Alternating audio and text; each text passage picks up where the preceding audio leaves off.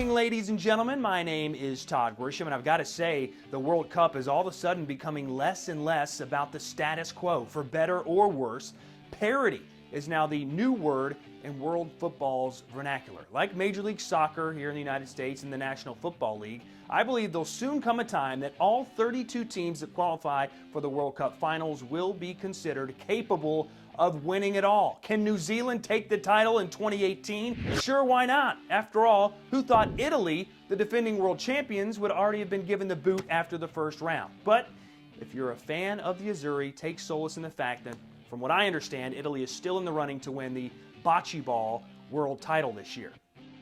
And how about the nightmare that has become the French national team? They fell apart like an overstuffed crepe, at one point refusing to train, prompting their technical director to quit on the spot.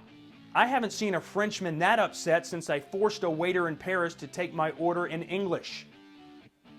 Thank you. You know, Bill Clinton has been in South Africa watching the World Cup, although he hasn't been paying much attention to soccer.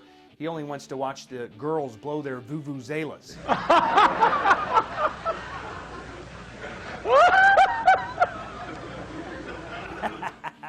Oh, yes.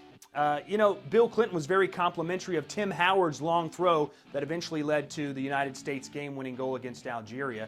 He was quoted as saying, "I've made thousands of great passes in my life, but none quite as good as that one."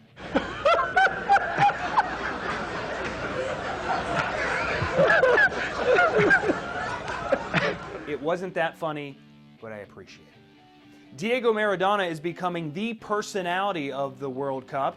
He was lambasted in the Argentine press during a very shaky qualifying process, but is now being hailed a genius after 4 wins in 4 games. Maradona recently announced that he'd run buck naked through the streets of Buenos Aires if Argentina in fact does win the World Cup this year. I think it's safe to say that Maradona is slowly becoming the world's most interesting man. Stay thirsty, my friends. Japan is sky high after advancing to the round of 16 for the first time ever away from home soil. In fact, the entire country is celebrating. No one is immune from World Cup fever. Yes, that was Godzilla. In closing, there have been many controversial talking points surrounding this World Cup, from offside calls that weren't made to the Jubilani ball to goal line technology. But the bottom line is, people are talking about the World Cup in this country. The United States-Ghana game was viewed by a record 15 million citizens of this country, and despite the United States losing, that's plenty reason to celebrate. Let's start the show.